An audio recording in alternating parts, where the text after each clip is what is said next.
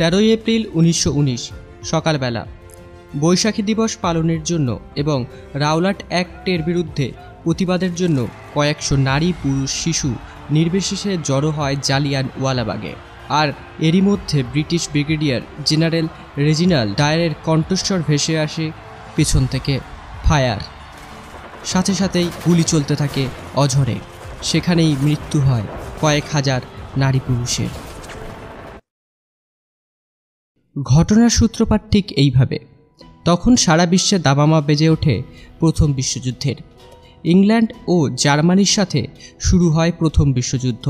ইংরেজ সরকার নিজেদের শক্তিবল বাড়াতে এবং জার্মানিকে পরাস্ত করতে ভারতীয়দের সেই যুদ্ধে পাঠাতে থাকে এবং ভারতবাসীর কাছে প্রতিজ্ঞা করে তারা যদি এই বিশ্বযুদ্ধে জিতে যায় তাহলে তারা ভারতকে স্বাধীনতা দেবে।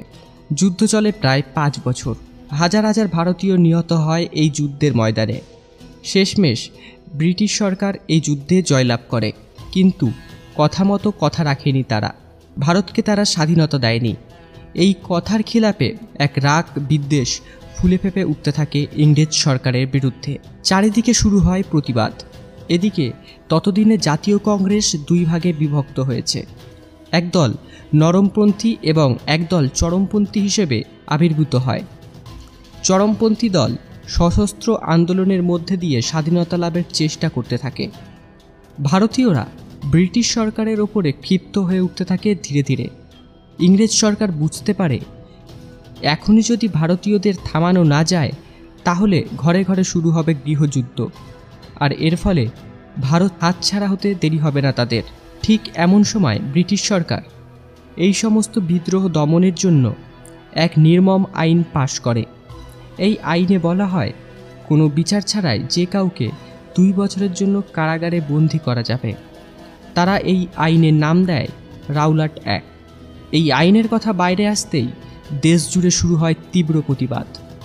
এই আইনের আওতায় এনে বহু বিপ্লবীকে একে একে কোনো কারণ ছাড়াই জেলবন্দি করতে থাকে ব্রিটিশ সরকার। জেলে বন্দী অবস্থায় তাদের ওপর মানসিক এবং শারীরিকভাবে নির্মম অত্যাচার চালাতে শুরু করে। সেই সময় পাঞ্জাব একটি অন্যতম স্বাধীনতা সংগ্রামী রাজ্য হয়ে উঠেছিল ভারতবর্ষের বুকে। ব্রিটিশ সরকারের বিরুদ্ধে পাঞ্জাবেও শুরু হয় বিদ্রোহ। ঠিক সেই সময় ব্রিটিশ সরকার পাঞ্জাবের 2 বড় মাপের বিপ্লবী সত্যপাল এবং শহীবুদ্দিন কিচলুকে রাওলাট আইনের আওতায় এনে জেলবন্দি করে দেয়। এই দুজনকে জেলবন্দি করায় পাঞ্জাব জুড়ে ক্ষোভের আগুন ছড়িয়ে পড়তে থাকে খুব দ্রুত। 12 এপ্রিল সমস্ত বিপ্লবীরা অমৃতসরের হিন্দু কলেজে জড়ো হয়ে এক সিদ্ধান্ত নেয়। তারা এবার রাওলাট অ্যাক্ট এবং 2 বিপ্লবী সত্যপাল এবং শহীবউদ্দিন কিচলুর মুক্তির দাবি জানিয়ে প্রতিবাদ সভা করবে। কথা হয় 13 এপ্রিল বিকেল 4:30 জালিয়ানওয়ালাবাগের ময়দানে এই সভা অনুষ্ঠিত হবে। এই সভার নেতৃত্বে থাকবেন ডক্টর মোহাম্মদ বশির। সেই সময় পাঞ্জাবের ব্রিগেডিয়ার ছিলেন ব্রিগেডিয়ার জেনারেল রেজিনাল্ড। 13 এপ্রিল বিকেল 4:30 জালিয়ানওয়ালাবাগের জমায়েতের কথা জানতে পারেন ব্রিগেডিয়ার। তিনি এই জমায়েত বানচাল করার জন্য সারা অমৃতসর জুড়ে 13 এপ্রিল কারফিউ জারি করেন। একসাথে 4 জনের বেশি কোনো লোক বেরোতে পারবে না, কোনো অনুষ্ঠান করা যাবে না সেদিন। সেই খবর খুব তাড়াতাড়ি ছড়িয়ে পড়তে থাকে অমৃতসরে। ডায়ার ভাবেন এভাবেই হয়তো ভারতীয়দের সে জব্দ করতে পেরেছে। পরের দিন অর্থাৎ 13 এপ্রিল হেলিকপ্টার করে অবস্থার পরিদর্শনে বেরোলে জেনারেল ব্রিগেডিয়ার দেখতে পান জালিয়ানওয়ালাবাগে প্রায় 6 থেকে 7 হাজার মানুষ একত্রিত হয়েছেন। ভিড় আরও বেশি হতে থাকে দিন যত গড়াতে থাকে। ডায়ারের কাছে খবর আসে প্রায় 20,000 নিরস্ত্র ভারতীয় জড়ো হয়েছেন জালিয়ানওয়ালাবাগে।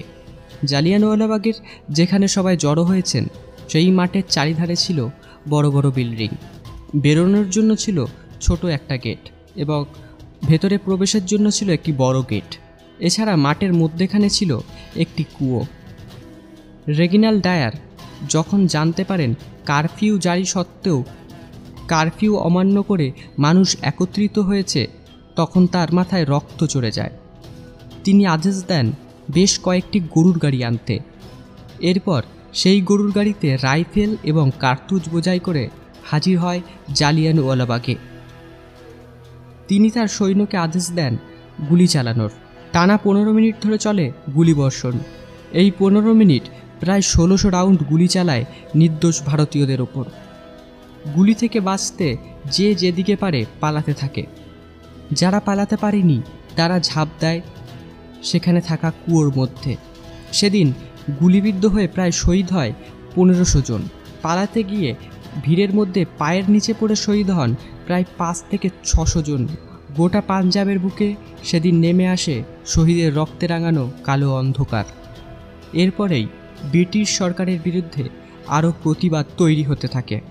এর বেশ কিছুদিন পরেই গান্ধীজি অসহযোগ আন্দোলন শুরু করেন। এই জালিয়ানওয়ালাবাগের প্রতিবাদে রবীন্দ্রনাথ ঠাকুর তার নাইট উপাধি ত্যাগ করেন। এত বড় ঘটনার পরও ইংরেজ সরকার জেনারেল ডায়ারের বিরুদ্ধে তেমন কোনো পদক্ষেপ নেননি। শুধুমাত্র তাকে সেনাবাহিনী থেকে বহিষ্কার করা হয় এবং ইংল্যান্ডে পাঠিয়ে দেওয়া হয়।